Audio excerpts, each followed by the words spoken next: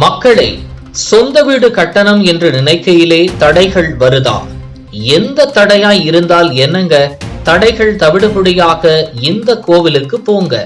பலரிடம் நல்ல வேலைவாய்ப்பு, காசு, பணம் நன்கு புழங்கும். ஆனால் ஒரு நிலம் வாங்கி வீடு கட்ட தடைகள் வந்து கொண்டே இருக்கும். அதற்கு காரணம் அவர்களின் கிரக சூழ்நிலைகள்தான். பணம் இருந்தால் வீடு கட்டிவிடலாம் என்று பலர் நினைப்பதுண்டு. ஆனால் வீடு கட்டிவிடவே முடியாது.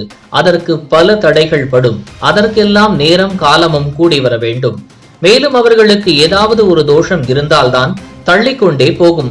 இப்படி ஒரு வீடு நிலம் அமைவது என்பது நம் உழைப்பு, அதிர்ஷ்டம் இதையெல்லாம் மீறி நம்முடைய கிரக நிலைகள் சரியாக இருந்தால்தான் இந்த கனவானது நிறைவேறும்.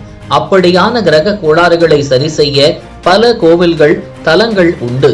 அந்த தலங்களுக்கு உள்ள சிறப்பம்சமே இந்த இடத்திற்கு சென்றால் சொந்த வீடு அமையும் என்பதுதான். நீங்கள் அதில் ஏதாவது ஒரு தலத்திற்கு சென்று வழிபட்டாலே போதும்.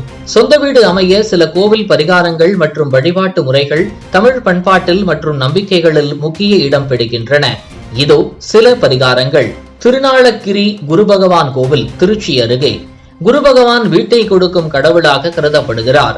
குரு பகவான் மற்றும் திருவோண நட்சத்திரத்தில் குருவுக்கு சிறப்பு பூஜை செய்து அருள் பெற்றால் சொந்த வீட்டுக்கான முயற்சிகளில் வெற்றி கிடைக்கும் என்று நம்பிக்கை உள்ளது.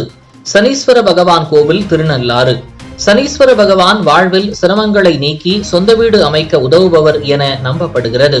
சனிக்கிழமையன்று திருநள்ளாறு சனி பகவான் கோவிலில் சனீஸ்வர பகவானுக்கு சிறப்பு வழிபாடு செய்யலாம். நவகிரகங்களில் சனி எப்போதும் மகா திசையில் குளிகை நேரத்தில் பாதிப்பு ஏற்படுத்துவதாக இருப்பதால் இந்த பரிகாரம் சிறப்பாக கருதப்படுகிறது. வெள்ளியங்கிரி முருகன் கோவில்.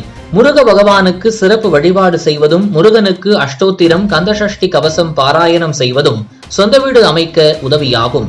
கந்தசஷ்டி விரதம் அல்லது முருகனுக்கு பால் அபிஷேகம் செய்வது வீட்டுப்பணி தொடர்பான சிரமங்களை நீக்க உதவுவதாக நம்பப்படுகிறது. வாஸ்து பரிகாரம். சில சமயங்களில் வீட்டுக்கு வாஸ்து தோஷங்களால் தடை ஏற்படலாம். இதை நீக்க திருப்பதி அல்லது காஞ்சிபுரம் போன்ற திருத்தலங்களில் வாஸ்து பகவானுக்கு நிவேதனம் செய்யலாம். வாஸ்து எந்திரம் வைத்துக் கொள்வதும் மகள் வாஸ்து தோஷத்தை சரி செய்வதாக கருதப்படுகிறது.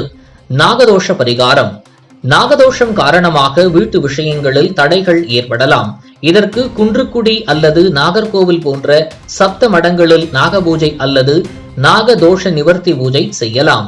இது வழிபாட்டு முறையோடு கூடிய நம்பிக்கை பரிகாரங்கள் மட்டுமின்றி மன நிம்மதியையும் குலமத நம்பிக்கையையும் மேம்படுத்தும். இது போன்ற முக்கிய நிகழ்வுகள், அரசியல் தகவல்களை ஆழமாக மாறுபட்ட கோணத்திலும் அறிந்து கொள்ள மறக்காமல் பாரத் மெயில் 24 பக்கத்தை பின்பற்றிக் கொள்ளுங்கள். உங்கள் ஒவ்வொரு ஆதரவும் இது போன்ற பல நிகழ்வுகளின் பின்னணியை அறிய உதவும்.